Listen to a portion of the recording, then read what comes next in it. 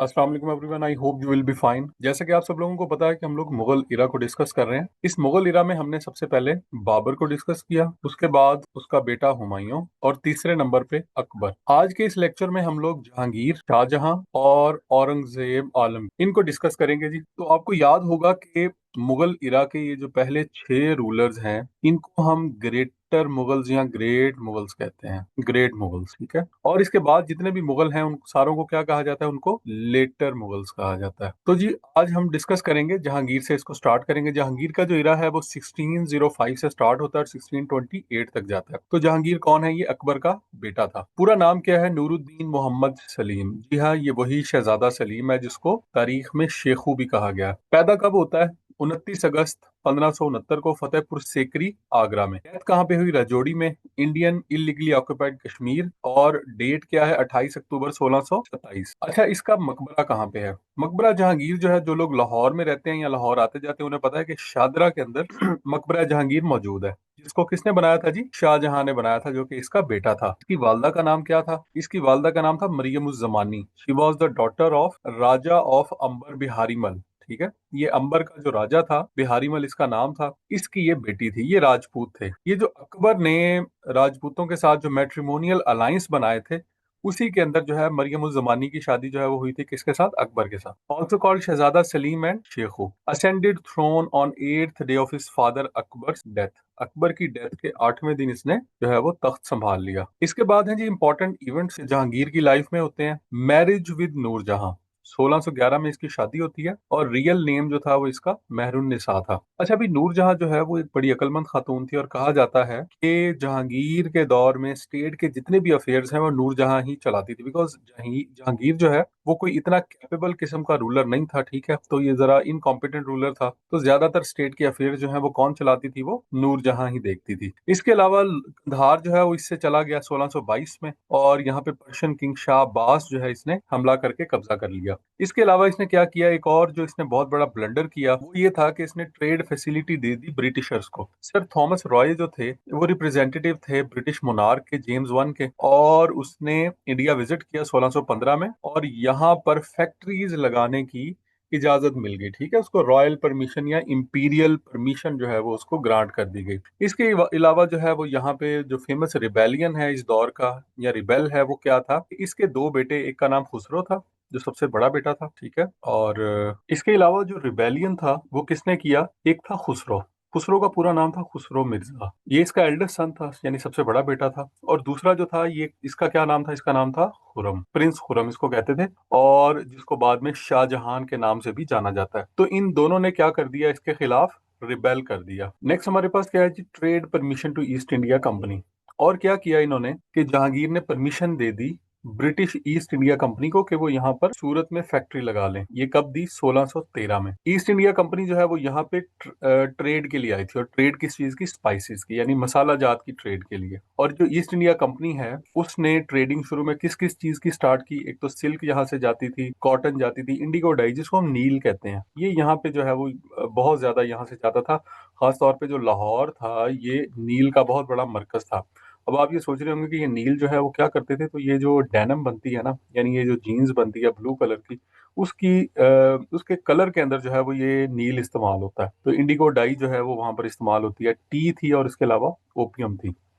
1615 की बात करें तो थॉमस रॉय जो है एम्बेसडर था, उसने इंपीरियल परमिशन ले ली। किससे? जहांगीर से, कि वो पूरे के पूरे मुगल एम्पायर में जहां जहां मुगल एम्पायर है वहां पे क्या करेंगे? अपनी फैक्ट्रीज बनाएंगे। और इस तरह से ब्रिटिश ईस्ट इंडिया कंपनी जो है उसने अपने पंजे गाड़ने शुरू कर दिए बड़े सगीर में, सब कॉन्टिनेंट में। इसके अलावा जहांगीर के टेन्योर में और क्या काबिल जिक्र चीजें हुई? हिरन मीनार बनाया जी इसने शेखोपुरा में, अभी भी मौजूद है। शालीमार गार्डन इसने बनाए, लेकिन ये शालीमार गार्डन ये वाले नहीं है, ये कश्मीर वाले हैं। जंजीर अदल जो है वो इसने लटकाई हुई थी। जंजीर अदल के साथ जो है एक घंटी लगी हुई थी, ठीक है, एक बेल थी बेसिकली ये। तो जब कोई जंजीर को खींचता था तो वो बेल बजती थी और बादशाह को पता लग जाता था कि कोई फरियादी जो है वो इंसाफ लेने के लिए आया, तो वो उसकी बात सुन लेता था। इसके अलावा तज़्किए जहांगीरी है, ये सेल्फ रिटन ऑटोबायोग्राफी है और ये पर्शियन लैंग्वेज में लिखी है इसने, ठीक है।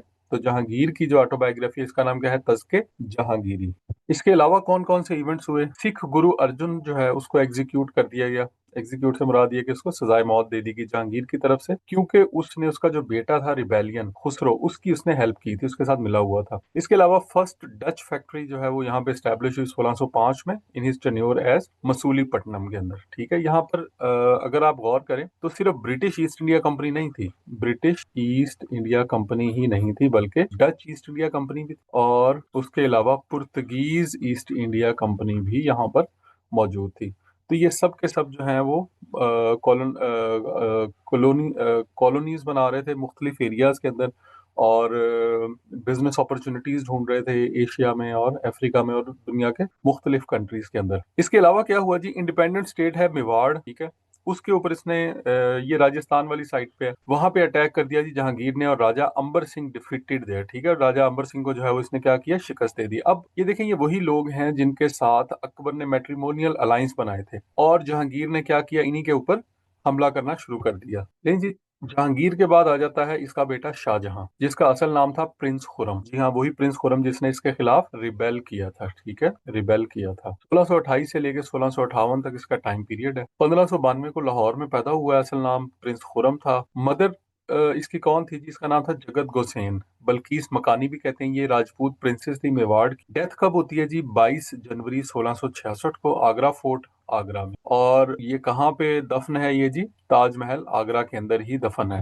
अच्छा जी, शाहजहां का जो टेन्योर है इसमें क्या क्या अहम चीजें हुई हैं? एक तो ताजमहल बनाया गया, उसने अपनी वाइफ के नाम पे जो है वो ताजमहल बनाया था, जिसका नाम था अर्जुमंद बाई, इसको मुमताज महल भी कहा जाता है। और एट द एज ऑफ 22 जो है वो इसकी शादी हुई थी। She died during child delivery. इसके अलावा इसने क्या किया, इसने कंधार वापस ले लिया। ठीक है, जो पर्शियन किंग के पास था, जो जहांगीर के दौर में चला गया था, तो इसने डिप्लोमेसी के जरिए जो है उसको वापस ले लिया। उसके बाद इसने क्या किया, पीकॉक थ्रोन जो है वो इसने बनाया। ये भी बड़ा फेमस है इसका, शाहजहां का पीकॉक थ्रोन। ये मोर के पंख से बना हुआ क्या था, एक तख्त था। उसके बाद ग्रेट फैमिन आता है बंगाल और गुजरात में 1630-32 के दरमियान। ये भी बड़ा फेमस है, बहुत बड़ा कहत था ये, 2 साल 3 साल तक जो है वो चलता रहा। उसके अलावा वॉर ऑफ सक्सेशन जो है वो स्टार्ट हो गई इसके 4 प्रिंसेस के दरमियान। बिल्कुल उसी तरह जिस तरह ये अपने बाप के खिलाफ इसने रिबेल कर दिया था, इसी तरह इसके बेटों ने इसकी जिंदगी में ही आपस में लड़ना शुरू कर दिया। Shahjahan spent his last 8 year in prison in Agra fort by his son Aurangzeb Alamgir. और इसका जो बेटा था औरंगजेब आलमगीर, उसने क्या किया कि वो इस सारी की सारी वॉर ऑफ सक्सेशन के अंदर वो कामयाब रहा, और उसने शाहजहां को आगरा फोर्ट में जो है वो नजरबंद कर दिया। और जिंदगी के आखिरी 8 साल शाहजहां ने कहाँ गुजारे, उसी नजरबंदी के अंदर आगरा फोर्ट में। इसके अलावा हम आर्किटेक्चर की अगर बात करें कि शाहजहां के इरा में जो है वो आर्किटेक्चर को काफी ज्यादा मकबूलियत हासिल हुई, बहुत ज्यादा चीजें बनाई गई। मोती मस्जिद बनाई गई जी आगरा में, जामिया मस्जिद दिल्ली बनाई गई, शीश महल लाहौर में बनाया गया, ये शाही किला के अंदर ही है। इस तरह शालीमार गार्डन 1641 ये भी शाहजहां ने बनाए। नौलखा पवेलियन ये भी शाही किला जी, जो लाहौर वाला लाहौर फोर्ट है उसके अंदर ही मौजूद है। इसके अलावा new city Shahjahanabad near Delhi, Delhi के बाद जो है करीब जो है एक नया शहर आबाद किया गया शाहजहां के नाम पे। और टॉम्ब ऑफ जहांगीर यानी मकबरा जहांगीर जो है वो भी किसने बनाया था, वो भी शाहजहां ने ही बनवाया था, जो कि शादरा में मौजूद है। ताजमहल की बात कर लेते हैं जी, इसके बारे में भी कुछ सवाल पूछे जाते हैं। 1632 में इसकी कंस्ट्रक्शन स्टार्ट होती है, ठीक है, और 1648 में एंड होती है।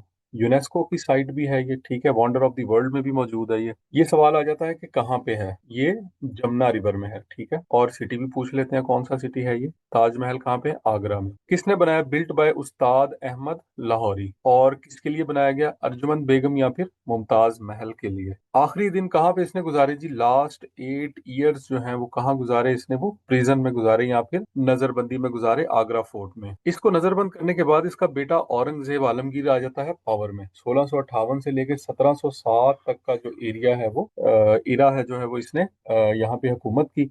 और ये ग्रेटर मुगल्स में लास्ट मुगल है, ठीक है। ये ग्रेटर मुगल जितने भी हम डिस्कस करेंगे 6 के 6, उनमें ये लास्ट मुगल है। और इसके बाद वाले जो हैं उन्होंने सबने सल्तनत का बेड़ा गर्क कर दिया। इसका नाम अबुल मुजफ्फर मोहियुद्दीन मोहम्मद औरंगजेब था। कहाँ पे पैदा हुआ जी, दाहोद में, गुजरात इंडिया के अंदर। मदर कौन थी, मुमताज महल। डेथ इसकी कहाँ होती है, 1707 में, अहमदनगर दक्कन में। और इसने 49 ईयर यहाँ पे रूल किया एज, और 90 ईयर्स तक जो है वो यहाँ पे इसकी हुकूमत रही। रेस्टिंग प्लेस कहाँ पे है जी, खुल्दाबाद है ये, महाराष्ट्र स्टेट इंडिया के अंदर, और gained throne after the war of succession after defeating his brother Darashikoh at battle of Samugarh. Darashikoh जो है असल में वो मेन जो जंग है वो तो दो भाइयों के दरमियान ही थी, एक दारशको था और दूसरा औरंगजेब आलमगीर था। बाकी दो जो है वैसे साइड पे हो गए थे, ठीक है। तो दारशको को इसने शिकस्त दे दी बैटल ऑफ सामूगढ़ में 1658 में, और उसके बाद 1658 में ये पावर में आ गया। और अपने बाप को क्या कहा इसने, शाहजहां को, उसको इसने नजरबंदी में डाल दिया, ठीक है जी, उसको प्रिजन में डाल दिया। Aurangzeb Alamgir was a religious person, ठीक है जी, ये इसका रिलीजियस रुझान काफी ज्यादा थी। Again started jizya which was abolished in the reign of Akbar. Akbar के दौर में जो जिजिया खत्म कर दिया गया था ना, उसको दोबारा इसने लागू कर दिया। काइंड ऑफ टैक्स है ये। इंपॉर्टेंट इवेंट्स की बात करें तो सतनामी रिवॉल्ट 1672 में, सिख रिवॉल्ट एंड गुरु तेज बहादुर को एग्जीक्यूट कर दिया गया। सिखों ने रिवॉल्ट कर दिया जी, बगावत कर दी, और गुरु जो थे सिखों के, गुरु तेज बहादुर, उसको क्या किया इन्होंने, कत्ल कर दिया 1675 में। अफरीदी रिवॉल्ट, ये पश्तून्स थे जी, और ये केपी वाली साइड से जो है वो ये रिवॉल्ट स्टार्ट हुआ था, ये बगावत उठी थी।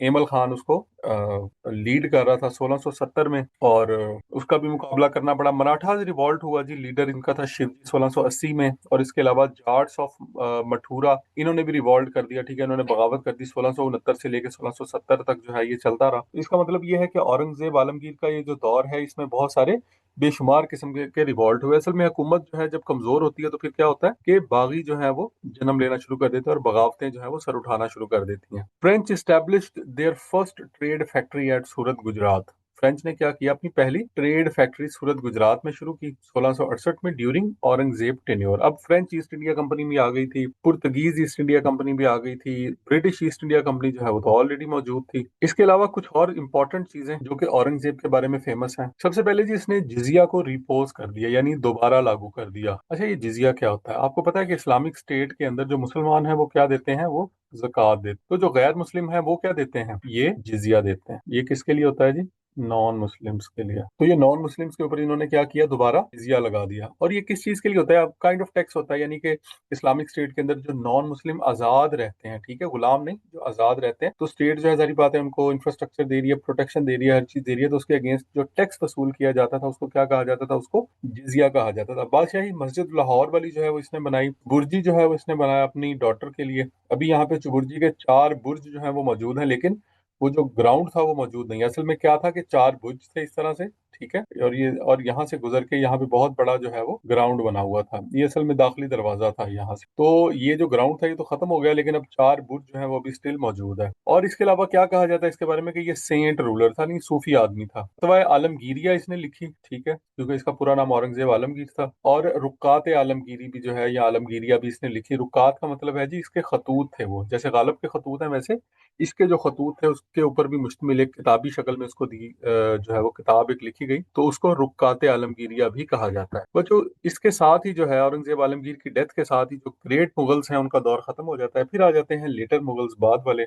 इसमें आजम शाह है, उसके बाद नंबर 6 पे बहादुर शाह 1 है, जहांदार शाह है, फरुख सैयार है, रफीउद दराजात है, शाहजहां 2 है, मोहम्मद शाह रंगीला है, अहमद शाह बहादुर है, उसके बाद आलमगीर 2 है, शाहजहां 3 है, शाह आलम 1 है, उसके बाद शाहजहां 4 है, शाह आलम 2 है, अकबर शाह 2 है, और बहादुर शाह जफर 2 है। ये वो आखिरी बादशाह था, बहादुर शाह जफर याद करें, जिसको रंगून एग्जाइल कर दिया गया था ब्रिटिश ईस्ट इंडिया कंपनी की तरफ से या ब्रिटिश गवर्नमेंट की तरफ से। तो ये जो सारे के सारे लेटर मुगल्स हैं इनको हम अगले लेक्चर्स में डिस्कस करेंगे। स्टेट ऑर्गेनाइजेशन जो है मुगल इरा के अंदर कौन कौन सी थी जी, या स्टेट डेजिग्नेशंस कौन कौन से थे। गाजी का ओहदा था जी, इसमें जो जुडिशियल ऑफिसर या जज को कहते थे। फौजदार होता था या कोतवाल होता था, ये पुलिस ऑफिसर को कहा जाता था। मीर बख्शी होता था, ये मिलिट्री रिक्रूटर होता था। मीर बख्शी का मतलब है कि ये फौजियों की रिक्रूटमेंट करता था। कानूनगो होता था, एग्री रिकॉर्ड, जैसे आजकल पटवारी गिरदावर तहसीलदार वगैरह है, कानूनगो भी होते हैं आजकल। और सूबेदार था, इसको गवर्नर कहते थे, ठीक है। और दीवान होता था, इसको फाइनेंस मिनिस्टर कहा जाता था। तो ये कुछ जो है वो डेजिग्नेशन मुगल इरा के अंदर इस्तेमाल होते रहे हैं।